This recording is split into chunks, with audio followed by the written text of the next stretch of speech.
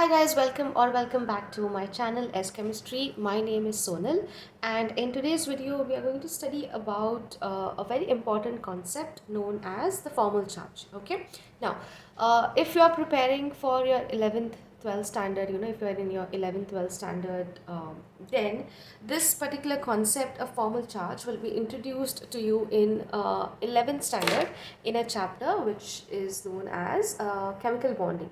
Okay, so this is in terms of NCERT syllabus I'm talking about. Okay, in chemical bonding the term formal charge is very important, and if you're pursuing your BSc then MSc, okay, if you guys are doing this like your bachelor's or you're doing your master's, then also whenever you have to pick the correct structure, okay, of a given molecule, okay, or a given compound, formal charge comes into picture. Okay, so let's see what exactly is formal charge. Okay, what is the definition of formal charge? Formal charge, as you can see over here, is the charge assigned to an atom in a molecule. Okay, now a molecule is a combination of two or more atoms, right? Individually every atom in that molecule will carry some charge. Okay, it might be positive, it might be negative, it might as well be zero, but it will carry some charge. Okay, so that is known as formal charge. Formal charge is the charge assigned to an atom in a molecule. Okay, now why is it important? Many a times we have to know, if we are studying something, then why are we studying it? Okay, so why is it important to calculate formal charge? Okay, formal charge is essential to determine which structure is the best Lewis structure. Okay, so we know that in chemical bonding, when you deduce the structures of different molecules, we have the Lewis dot structures, then there is it enhances from the Lewis dot structures, right? Initially we start with the Lewis dot structures, then max we go up to later on the molecular orbital theory to get different structures. Okay, VSEPR theory is there. Okay, all of these are theories which helps us to deduce the structure of a given molecule. Okay, now knowing or calculating formal charge will help us to pick the right structure of a given molecule. Okay, now how do we do that? The structure with formal charges closest to zero will be considered as the best structure. Okay, I will explain with an example, like how do we have an option in terms of picking up the correct structure, and then using the concept of formal charge, how do we pick the correct structure? Okay, I will show that to you guys as well. Okay, now all that you need to remember of formal charge is this particular formula that is given over here. Okay, you just have to remember this particular formula. Okay, in very simple terms I have given you. You might find a different formula in case of the third term which is involved over here, but let's just stick to this formula because it's the easiest one to remember. Okay, formal charge equals to number of valence electrons on a particular atom, right? Suppose you're dealing with atom A. So formal charge on atom A will be number of valence electrons minus number of non-bonding electrons. Okay, the dots, right? The lone pairs of electrons, yeah, non-bonding electrons that we have, minus number of bonds that that particular atom is forming. Okay, now let me just highlight one particular thing in terms of number of non-bonding electrons. Please do not confuse this with the number of lone pairs. Okay, in the formula you have to consider the non-bonding electrons which are present, that is the dots on a given atom which are present. Okay, not the pairs, because if you have one lone pair, that will be equal to two non-bonding electrons. So over here you have to consider 2. Okay, if you have two lone pairs, that will equate to 4 non-bonding electrons. So over here you will have to consider 4, not the pair. Okay, not the pairs like 2 pairs or 3 pairs. You have to consider the actual number of non-bonding electrons. Okay, let's take a simple example of ozone first, and then we will proceed with another example. Ozone. Okay, now ozone is a molecule which is made up of 3 atoms of oxygen. Fine, so this is the structure of ozone that we have. Okay, this is the structure of ozone that we have. Let's put the non-bonding electrons present.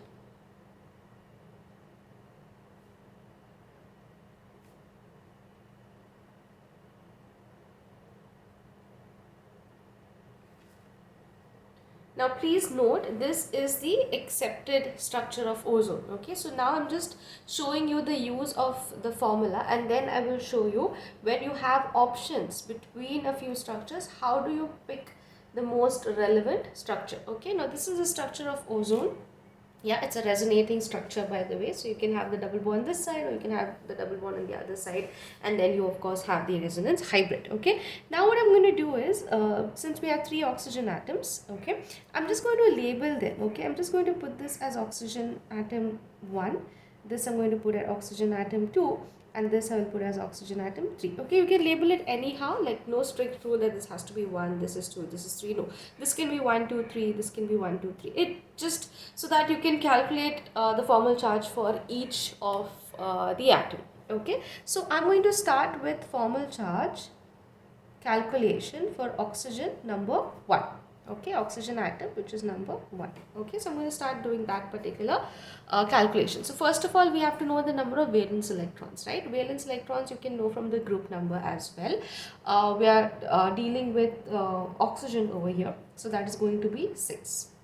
Number of valence electrons for oxygen is 6, minus number of non-bonding electrons. Now I told you have to calculate the dots. Okay, so how many dots do we have over here? 4, right? Okay, so you can see what I was talking about earlier. There are 2 pairs, 2 lone pairs, okay, but total there are 4 electrons. Okay, minus number of bonds. So how many bonds are formed over here? 2. This is 1 and this is the second one, right? So we have 2 bonds, so that will give us 6 minus 6, so that is equal to 0. Okay, so that's with the first one. Let's go to oxygen number 2. Okay, again valence electrons will be same, 6 minus, now number of non-bonding electrons over here is 2 minus. Okay, now what do we have? The number of bonds. Okay, how many bonds is it forming? 1 2 and 3. So that will be 6 minus 5, that will give us a plus 1. Okay, let's go to the last oxygen, O3. Again we'll have 6 minus, now you can see that there are 6 non-bonding electrons, yeah, minus 1 bond. So 6 minus 6, that will be 0, will be ultimately left with minus 1. Okay, so that means formal charge on this particular oxygen is 0, formal charge on this particular oxygen is plus 1, formal charge on this particular oxygen is a negative 1. Okay, you can also see that overall, okay, overall the charge of this particular structure will be 0 plus 1 minus 1, which will come to 0, and hence this is the accepted Lewis-Dot structure of ozone. So this is how you apply the formula of formal charge. So now what I have done is I have taken another example, that is sulfur dioxide. Okay, and I have put 2 structures down. Okay, in the first structure you can see that it's a double bond on one side and a single bond on the other side, and in the other structure it's a double bonded structure on either side. Okay, double bonds between sulfur and oxygen. Okay, now if you guys have studied chemical bonding and you are thorough with the Lewis-Dot structures, okay, then you will obviously know that this particular structure is the correct structure. Okay, but why do we pick this structure and not this structure? How do we tell that whether this structure is to be considered or this structure is to be considered? That can be done through the concept of formal charge. Okay, let's start with structure number 1. So again I'll put this oxygen as oxygen A. Okay, this oxygen as oxygen B, and sulfur doesn't require because sulfur atom is only 1. Similarly, this will be oxygen A and this will be oxygen B. Okay, let's calculate the formal charges for both the structures. Okay, let's start with the formal charge for oxygen A. Yeah, it will be 6 minus 4 minus 2 bonds. Okay, so that will be 0. Okay, let's do for oxygen B. It will be 6 minus 6 minus 1, right? So this will be minus 1. Let's do for sulfur. Sulfur is again 6 minus 2 minus 3.